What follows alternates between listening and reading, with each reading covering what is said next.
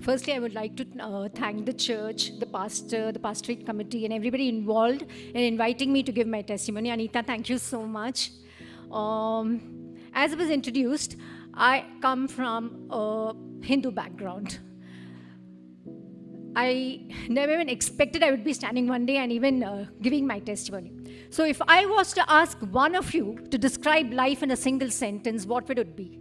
If somebody was to ask me to describe life in a single sentence, my answer would be, life is nothing but a series of decisions.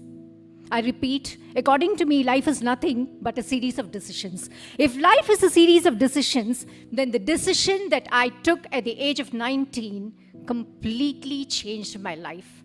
Little did I know that the decision that I was taking at the age of 19, not only would it change my life, it would change my world upside down and even go on to change my eternal destiny. My name is Chitra Valman. I come from a Punjabi North Indian Hindu family. My father's a retired general manager who worked in Neyveli. It's a very small township. He retired as a general manager. My mom's a housewife and I have a younger sister settled in America, and all of them are staunch Hindus. I basically did my education. My schooling was in a very small township called Neyveli, and I studied in a convent school called St. Joseph of Cluny School. Basically, I had a very strong thought pattern, and the pattern was like this. I was exceptionally good in studies. I had a very high IQ. I was very good in studies, and so because of that, I had a very strong thought pattern in which I did not believe in the existence of God. I was not interested in God. I am self-made, and I hated Christians, and necessarily in that order. So I repeat, I had a very strong thought pattern, which included, I am self-made, there is nothing called God, and if there was God, it was meant for fools, and I hated Christians. And I was so exceptionally intelligent and brilliant that just not in academics, even in extracurricular activities, be it singing, dramatics, sports, or even representing my Christian school for Bible competitions, a Christian convent school sent a Punjabi Hindu like me for inter-school Bible competitions. Now, when I say Bible competitions, it included memorizing some Bible passages. Whole passages had to be memorized, and you had to go and talk. So among the inter-school competitions that were held, every single school sent the Christian kids. Me coming from a Christian school, I, a Punjabi North Indian Hindu, went and represented my Christian school for a Bible competition, and I defeated every single one, and I won the first prize. So with every success that I had, my thought pattern became more and more strong. I'm self-made. I began to drink in all the accolades, the prizes, the praise, the acceptance of people. And I was just basking and soaking, in this high wave of success. I was a topper, and it was an epitome of fulfillment for me. Religion was literally garbage for me. The reason I hated Christians, I'm sorry. I hope I don't offend anyone. I found them very phony. I found them empty, and I did not understand the reason for the religious motivation of promoting Jesus all the time. They're just trying to cram Jesus down the throat of everyone. Here I am, a Punjabi Hindu. I'm coming from a background of millions of idols. I didn't need anyone. I'm self-made. What was so exclusive about this Jesus? Jesus was just a Bible character. What's so exclusive about him? I did not like him at all. And I found Christians to be a bunch of people who had a set of negative rules. I repeat, I found Christians to be a bunch of people who had a set of negative rules, always trying to legislate Christianity. And I remember the cliche dialogue of Christians, Jesus never fails. And I remember replying, if a competition was kept between me and this Bible character called Jesus, Jesus will fail. So that was basically my outlook towards Jesus. I made him an object of mockery. See, my life was basically very well planned. Everybody knew that I would become a doctor. My relatives, my school, my teachers, my principal, everybody knew. I'd never seen failure in my life. The first shock in my life is when I miss my MBBS seat by 1 mark in Armed Force Medical College. That's the first setback I get at the age of 17. It's unbelievable. Nobody's able to believe it. I get BDS seat, the dental seat by merit in Chidambaram Dental College. For some strange reason, when you're trying for MBBS, you miss the MBBS and you get BDS. I was not interested in BDS. I only wanted to become a doctor. So it was a shocker for me, the first failure in my life. And I and my dad decide, so let's try for MBBS after 1 year. So as a fill-in, my father puts me in a horticulture college, and I get it by merit. Meanwhile, one of my friends takes me to a prayer meeting, a Christian prayer meeting. I go very involuntarily. And when I go there, I'm just about 17 years old. I see some Christian kids of my age, 16, 17, worship. I don't know what they were doing, because I did not even believe in the existence of God. One was raising a hand and praying. One was jumping. One was crying. One was talking in a strange language. I thought, oh my God, this place is loaded with nuts. I am never entering this place again. I was given a Hindi Bible, which I came home and threw the Bible. So that was my outlook. What's a Bible? Yeah, it's an old, outdated book with writing. This is what I thought about the Bible. So that's how I looked at the prayer meeting. I was put off by the prayer meeting. I did not like it. I made a decision to never, ever go to a prayer meeting again. So now I enter into the horticulture college. Every single day in the horticulture class, my dominant thoughts are, how on earth did I end up here? My goal in life was to become a doctor. Having missed the MBBS seat by 1 mark, I'm sitting in the horticulture class and I'm thinking, oh my God, did I make a mistake rejecting the dental seat? I missed the MBBS seat. I'm sitting in a class which I do not even like. And I feel I'm in an entangled web of life heading nowhere. Depression sets in, confusion sets in, and I begin to fare very poorly in the horticulture class. And by the end of the first year, even the zeal to try for MBBS is gone. So you need to understand, meet Chitra Varman, and a topper, a very popular person, the favorite of teachers, principal, name it, I'm a topper. And here I am in the middle of nowhere in a horticulture class. I'm faring so badly. I'm in depression and confusion because I've missed the MBBS seat, and I'm thinking, why did I reject the BDS seat? I fare very poorly in my horticulture class. Even the zeal to try for MBBS is lost by the end of the first year. I'm in the middle of nowhere. It looks like I'm in an entangled web of life. And in my college life, there's absolutely nothing worth mentioning. I fare very poorly in my college. I think we had an OGPA of 4, and I maintained only 3.5, which I've never, ever maintained in my life. It was such a low mark. So as I say, there's nothing worth mentioning about my college. At the age of 19, my parents are fixing a green card holder for me. Obviously with my consent and approval. So my parents are going ahead with the green card holder. He belongs to my community, my language, everything. And astonishingly, around the same time, at the age of 19, I bump into a guy in my college who's working. And the first time I meet him, I'm completely put off by him. But as I start bumping into him more and more and more, I start getting attracted to his character. I repeat, I start getting attracted to his character. And this guy happens to be a South Indian Tamilian Christian. Now, from this extreme of hating Christians, now I've come to this extreme where for this Christian, I'm willing to do anything.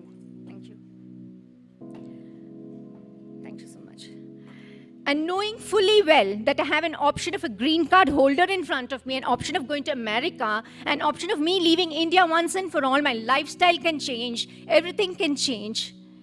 Even for a second, I never even think I need to get married to this green card holder. I have this amazing clarity at the age of 19 that if anybody needs to be my life partner, it needs to be a good character guy. I equate good character to my life being secure. And in my mind, I process this Christian, Tamilian, South Indian guy called Ravi Kumar Theodore needs to be my life partner. So even as I'm processing this in my mind, Mr. Ravi Kumar Theodore walks up to me and he says, Chitra, I'm interested in marrying you. Wow. I become very happy and I make a deal with him. I say, I am interested in marrying you, but there's a deal. I will not get married to you without the approval and the blessings of my parents. It's a non-negotiable issue for me. So he accepts that. And so after that, what happens, he informs his parents. I mean, everybody is Christian. Mr. Ravi Kumar Theodore is a South Indian Tamilian Christian. His entire family is a Christian. He goes and informs them. He says, I'm interested in this Punjabi called Punjabi North Indian Hindu. So they're also getting shock after shock, but they accept me immediately. So knowing fully well that Chitra is a Punjabi North Indian Hindu, at the age of 19, I get the approval of his family and everybody from his family. A strange thing starts happening as soon as I meet this Christian guy called Ravi Kumar Theodore. I'm just 19 years old, and let me plug in. I do not believe in the existence of God. I do not like Christians, but the moment I meet him, a weird thing starts happening. I'm only 19 years old. I repeat, I do not believe in the existence of God. I start getting strange dreams in which I would constantly see myself in a church. The way I know it's a church is there's a cross in the background, and would be standing in front of a pulpit. Appo, I did not even know it's a pulpit. I'm thinking, it's a podium because I'm a student, so I'm thinking, church in a podium. So I'm thinking, I'm standing in front of the pulpit, I'm talking something in front of a mic, and there are lots of people in the church. I'm talking something, and the dream ends. This is not a one-time random dream. This is a recurring dream which comes for about 19 to 20 times, and around the 20th time, it catches my attention. I'm thinking, hello, Chitra. If worst comes, you should be seen in a temple. What on earth are you doing in a church? Yeah, I mean, that's the only thing that enters into my head. And you can be so hardened. And the one thing that catches my attention is there a link between me meeting this Christian guy called Mr. Ravi Kumar Theodore and these dreams? If this is happening to me, excuse me.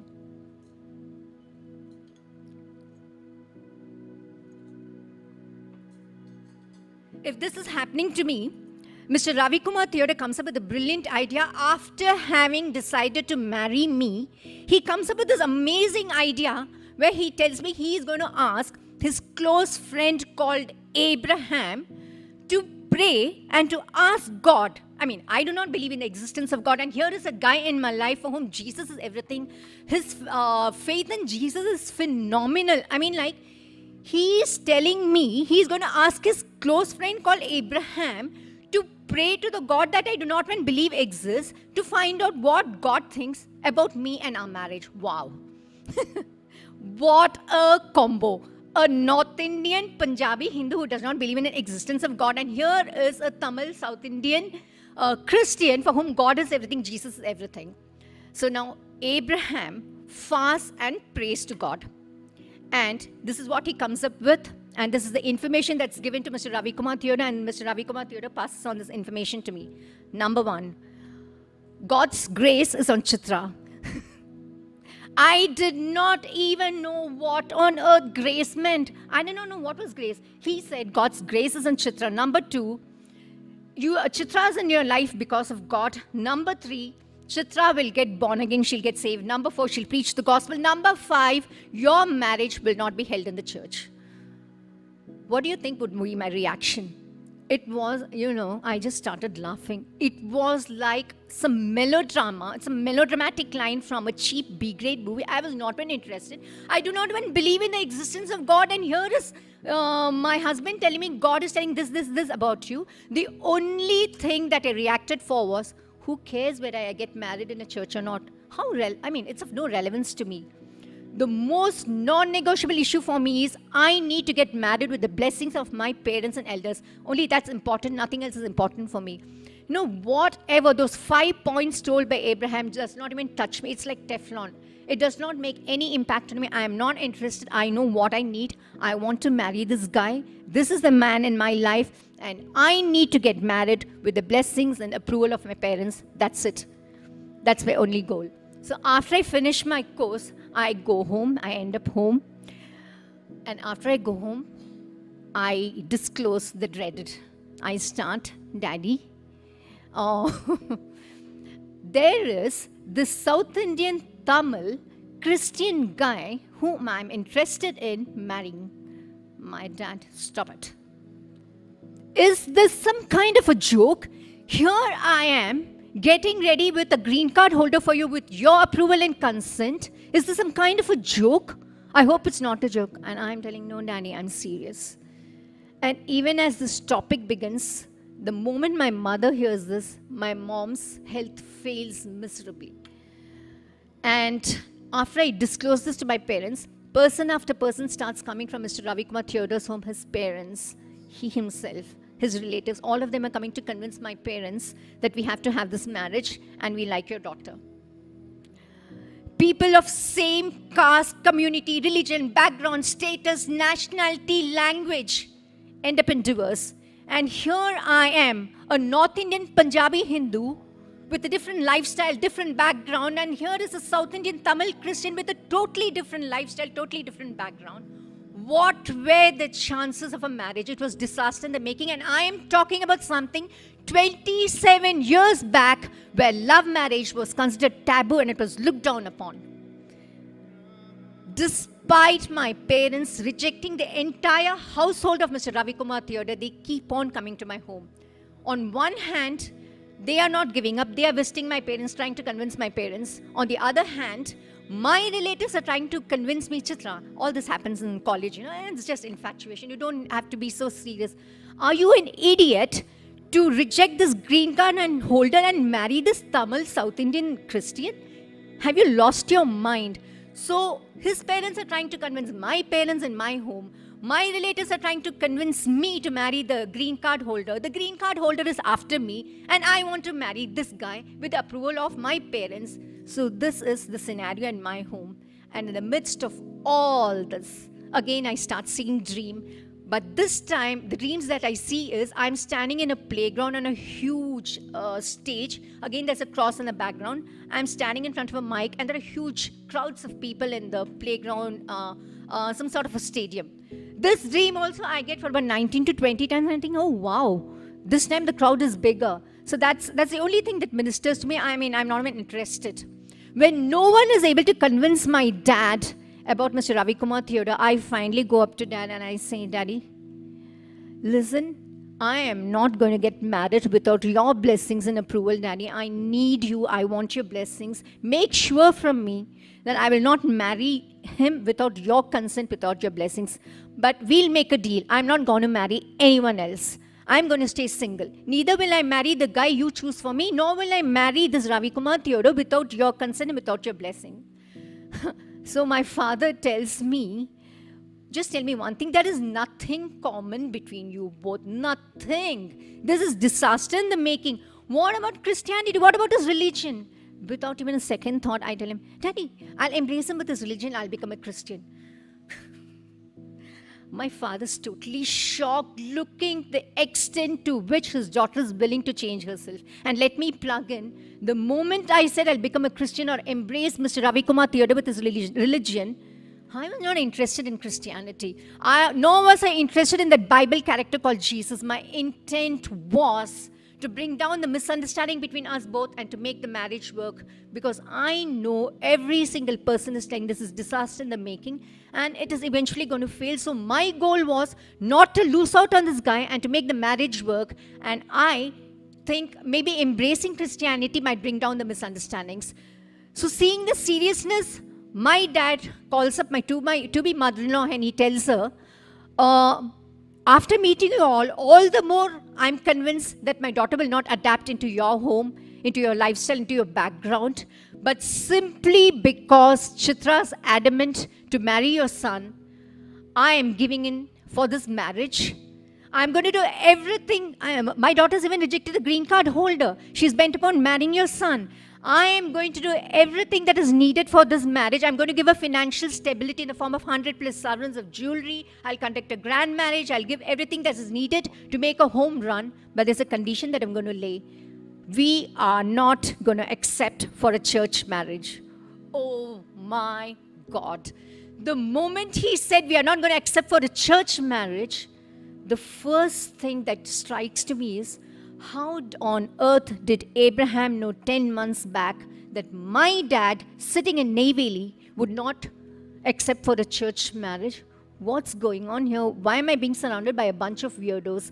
Little did I know that Abraham had spoken through the inspiration of the Holy Spirit that my marriage would not be held in the church.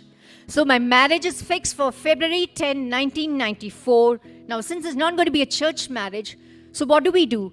3 days prior to my wedding, one pastor lands up in Abraham's house, and surprisingly, he has the rights to legally conduct a Christian marriage. He's ordained to conduct a Christian marriage legally. So he ends up in Abraham's house 3 days before my wedding. So the marriage is fixed for February 10, 1994 in my husband's ancestral home in Chennai in Ayanavaram. February 9, 1994, 24 hours before my wedding, my dad comes up to me and he says, Chitra, last possible opportunity I'm giving you. 24 hours before my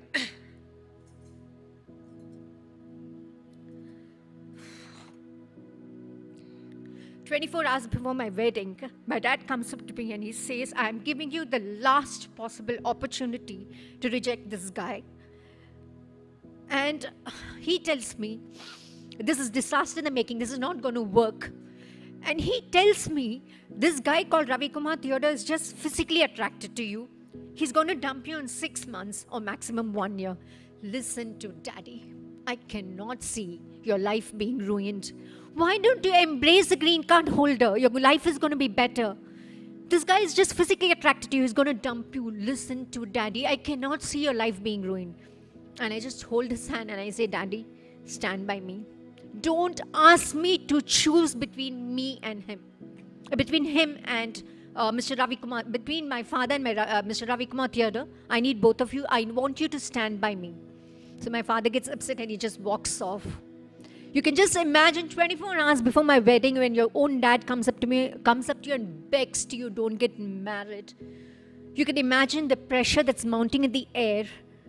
I can sense the pressure is completely on my shoulders to make this marriage work. Now the number one goal in my life becomes to make my marriage successful, to make my marriage the number one marriage. I know the pressure is completely on my shoulders. Nobody's on my side. None of the relatives. I mean, they bless me, but they think this is disaster in the making. The tension is unbearable for me. It's on my shoulders. So February 10, 1994, I get married in my husband's ancestral home, Chennai, Ayanavaram. It's a Christian marriage. It's legally ordained by a Christian pastor. And I get married with the blessings of about 200 relatives. Evening, my dad throws a very grand reception in Dasa Prakash Hotel. And even when I'm standing on the stage, 3 Christians come and pray for me. And the first person who comes and prays, he lays his hands on my hand and he says, Chitra, God's grace, oh my God, don't start it all over again. God's grace is on you and you're going to be used by God. What is it? Oh, you're going to be used by God. The first person says. So I'm thinking, why is everybody using this word grace? Yeah, is it some cliche dialogue that Christians use? After some time, another Christian comes. He prays for me and he says the same thing. Chitra, God's grace is on you. You're going to be used by God. After some time, a third Christian comes. He lays his hand on me on the stage and he says, Chitra, God's grace is on you and you're going to be used by God. And I'm thinking, what on earth is grace? Yeah? I hate this word grace. Why is this word grace chasing me? Ever since I met this Christian guy called Ravi Kumar Theodore, I do not like it. I do not understand what it is. And simply because 3 people have repeated the same thing, I'm not even able to focus on my reception. So my reception gets over. And the next day, they do something called immersion baptism. I don't even know what it is. I'm willing to do anything for this guy. I don't want to lose out on him. So everything is, to make the marriage work. That's the intent. Nothing is, out of the heart. It's all to impress this guy. So I get ready for immersion baptism. And after the immersion baptism, I did it so mechanically. After the immersion baptism, they named me Grace Chitra, a word that I hated, a word that kept chasing me, and now it's linked to my name. Oh my God, I hated it to the core. After my marriage, I see my husband reading the Bible. So I went and joined with him, all to impress, I'm not interested in the Bible. I just want to impress him. I want to show to what extent I am willing to adapt for him. So it's all carnal, meant to impress my husband. Exactly 1 year after my wedding, 1995, one afternoon, I am having a nap. And in that 1 year, the tension is too much for me to bear. There are so many relatives and people in the society commenting, this is just disaster in the making, it's physical attraction, it's lust, it's this, it's that. They pass so much loose comments and everybody is thinking it's a matter of time before our marriage might break. And so it's too much pressure for me on my shoulders. I'm 24/7, there's only one thing on my mind. How on earth do I make my marriage success? Is this guy only physically attracted to me? Will he leave me and go? So 1 year exactly after my wedding, 1995, one afternoon, I'm sleeping. And in the sleep, I see a dream. In reality, it is Matthew 7:25. But it would take 5 years for me to find out that it's a Bible verse. So this is how the dream is. I'm sleeping. I see a huge rock and it's like drizzling. And these sentences start going. And the rains came and the floods descended and winds blew and beat upon that house. And that house fell not, for it was built upon a rock. This sentence would start, it would complete, the sentence would start. It's like how you would see a flash news in a TV. The sentence would start and this went on for about 2 to 3 minutes. And in reality, what is happening is, it's like I have stepped on a high voltage electric wire. I can literally feel some electric, I don't know how to explain it, some kind of electric energy passing through me. It's like I have stepped a high voltage wire and I'm being baptized in some liquid energy, and it's so much out of the ordinary. And this dream I see for about 2 to 3 minutes, and the dream ends, and this kind of electric tingling that I get, that also stops, and I wake up flabbergasted. And this is so out of the ordinary, the experience that I have, that I even forget what I've seen in my dream. I cannot remember the sentence simply because I do not know the Bible. So I named this the flash news dream. So when my husband comes from his work, I tell him I saw some vague sentences, going in my dream, and some electricity kind of thing was passing on me. And I name it the flash news dream, and the topic ends right there. What I had actually seen was Matthew 7:25, a verse out of the Bible. But I would find that out only after 5 years. Year 2000, I and my husband are attending a morning church service, Sunday morning church service. The pastor from the pulpit, I'm talking about year 2000, and the dream that I saw was in 1995. Year 2000, the pastor from the pulpit starts quoting Matthew 7:25. For the pastor, it's Matthew 7:25. For me, it's my flash news dream. And I'm thinking, hello? What is the pastor quoting my flash news dream? And I'm totally flabbergasted. So even as the pastor starts quoting and re-quoting Matthew 7:25, I quickly open the Bible.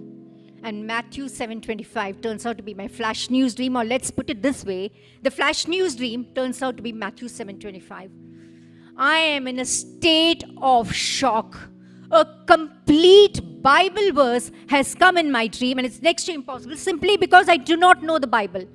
I quickly tried to check the context in which this verse is written, and this verse is talking about a wise man who built his house, keeping Jesus Christ as the foundation of the house, and just because he chose Jesus Christ, that house becomes immovable and incapable of being destroyed.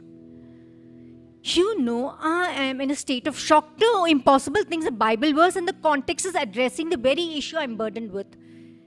Even as I'm trying to process this, at this point, I cease to see. I cease to see and I begin to feel. I begin to feel to whatever depths of consciousness I possessed at that moment. I suddenly become aware of a presence. It's like time has been suspended around me. I've become aware of a presence, and this presence starts advancing towards me and starts engulfing me like a blanket.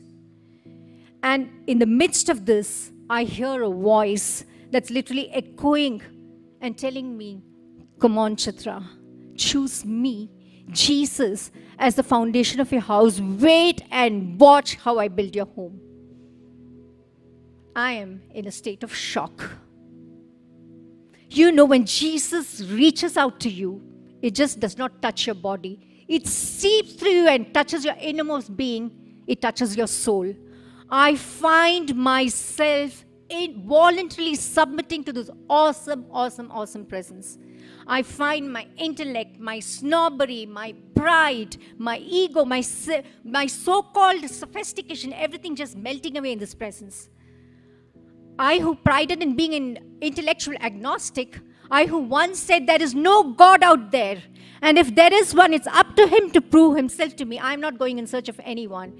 Here I am, face to face, contrary to logic, contrary to intellect, I am face to face with an irrefutable, real presence of this Bible character called Jesus Christ. And I find myself melting away in this awesome, awesome, awesome presence. Every cell in my body is a witness to the reality of the existence of Jesus Christ. Talk about life's defining moment. That moment becomes my life's defining moment. You know what are those life's defining moments? These are those moments which fundamentally change you. They have such a catastrophic effect on you, and they have such a transformative effect that it completely makes you reevaluate your priorities, your outlook to life, your perceptions, what you think about life. It happens to be my defining moment. Every cell in my body is witnessing to the reality of this Bible character called Jesus Christ.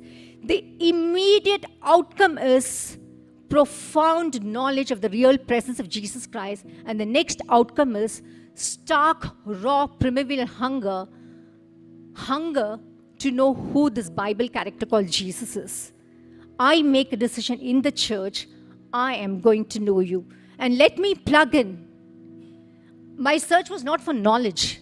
My search was for the one who reached out to me when I was an object of mockery.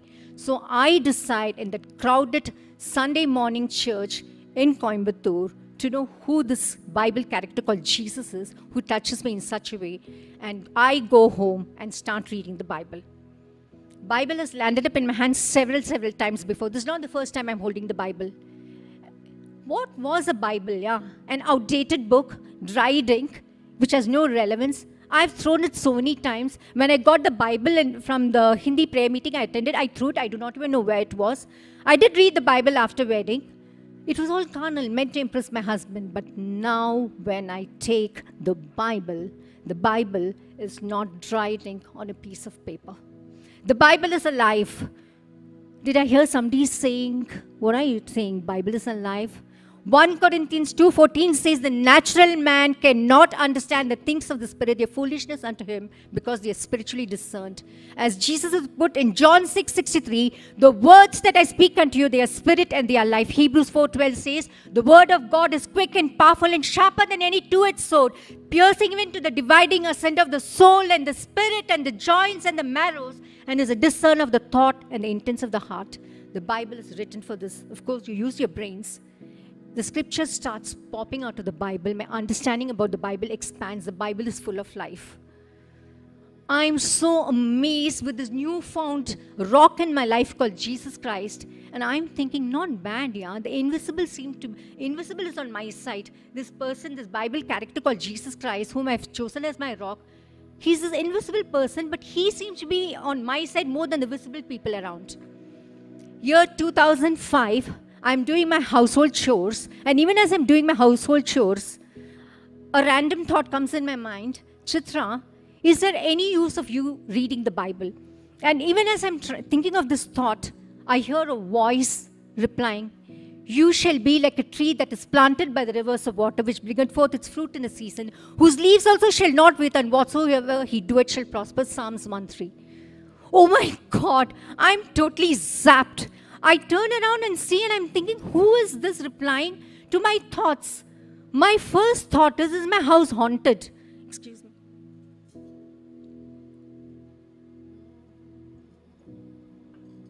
My first thought is my house haunted? And I turn around and I see no one. So I just come up with an idea. I think, okay, let me pose another question in my mind. I pose this question in my mind. Who are you? Comes the reply, before I formed thee in thy mother's womb, I knew thee. Oh my God. Oh my God. I cannot even believe there is a voice that is able to understand my thoughts. It is replying back to my thoughts. I'm feeling so peaceful about it. It is unbelievable. I turn around, there's no one. I quickly go and open the Bible. The Bible calls it the Holy Spirit. Now I have another invisible person called the Holy Spirit. I invite the Holy Spirit into my life. The Holy Spirit becomes my new friend.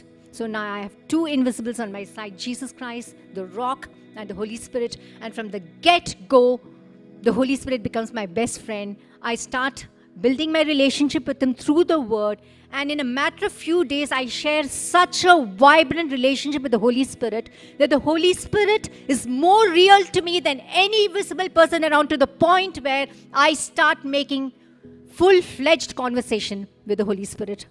My husband, when I informed my husband about the Holy Spirit, my husband is somehow not astounded. Maybe he knew something. He just asked me to note down everything in a diary. So even I have now two invisibles on my side, Jesus Christ the rock and the Holy Spirit. And what I think is the climax of my life with the Holy Spirit and Jesus Christ having entered into my life is not the climax. And I would like to plug in here, my husband, who used to be my world and everything, slowly, after Jesus Christ and Holy Spirit enter into my life, my world starts revolving around Jesus Christ and the Holy Spirit. Now they are my world. My understanding totally changes after the Holy Spirit comes into my life. I understand the Bible better, to the point where my Christian husband comes and starts clarifying doubts about me, about the Bible to me. So I repeat, what I thought is the climax of my life with the Holy Spirit and Jesus Christ being in my life is not at all the climax. It is just the beginning of me moving into a whole new dimension of God's plan for my life. Year 2000, the pastor of the church where I'm attending, he calls me and he says, Chitra, the Holy Spirit has asked me to tell you that you need to give a message in the youth retreat. I say, okay, pastor.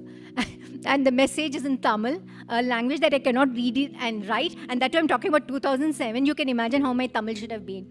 So as I prepare for the message and I stand in front of the pulpit to give the message for the first ever message in 2007 for the youth, and even as I'm standing there and I begin to speak, I get a flashback. In the flashback, I see at the age of 19, as a student, the dreams that I had seen of me standing in front of the pulpit in a church after having met this Christian guy called Ravi Kumar Theoda. I was not even saved. I was not even a believer. I did not even believe in the existence of God. Those dreams come in my flashback. And what I thought were dreams at the age of 19 were not dreams. It's God's way of showing His plan for my life. And what I saw at the age of 19 as a student becomes reality in 2007. I give my first ever message in 2007. It becomes a big hit among the youth. The youth are touched. After that, I'm called church after church to share my testimony. People get touched. People invite me to their retreats, mainly to share my testimony. It's so touching.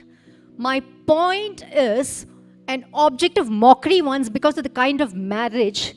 How God honors me after I choose Him as the rock of my life. How God honors me to the point where I am being called to counsel Christian couples who are having a rocky marriage. To that extent, God honors me. So now let me come back.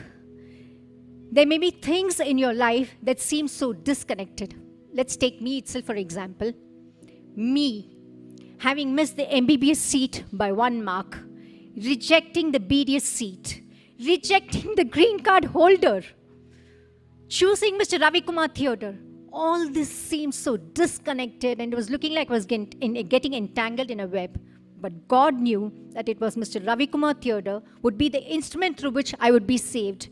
In an attempt to save my marriage, I ended up getting saved. In hindsight, everything makes perfect sense. You know, there's a verse that I often see in Christian wedding cards. This thing proceeded from the Lord. What I thought was a love marriage was not a love marriage. This thing proceeded from the Lord. And you know, person after person after person after person said, oh, this is just lust, man. Physical attraction. Disastrous marriage, let me tell you. I am married for 27 years, a happy married life, and that house fell not, for it was built upon a rock. On Christ, the solid rock I stand. Okay, I just want to tell you one thing. You know, all of us have a there's a God-shaped vacuum inside every one of us. It's meant, you know, if there is a vacuum, all of us try to fill it with all kinds of things. None of the perversions will fit in. It is meant only for the love of Jesus. Sometimes we all get engrossed with life, with winning, losing, what is right, what is wrong. All of us get so busy that we forget what is important in life. You know what's important in life? What is important in life is life itself. Talking about life, I made so many adjustments in order to save my marriage. This is just a temporary life, and I ended up getting saved. Certain things in life are inevitable, whether you like it or not, whether you believe it or not. Just like all of us are born into this world, we are going to die one day. Death is inevitable, whether you like it or not, believe it or not. Heaven and hell are real places. Jesus Christ died for the sins of the entire human race. He didn't die just for Christians. He died for the entire human race. He paid for the sins of the entire human race. The penalty has been paid. It's up to you whether you accept Jesus Christ as your personal Savior for the sins that He paid for you. Your choice is going to decide whether you're going to heaven or you're going to hell. Choice is yours. And at this place, I repeat, and the house fell not, for it was built upon a rock. On Christ, the solid rock I stand.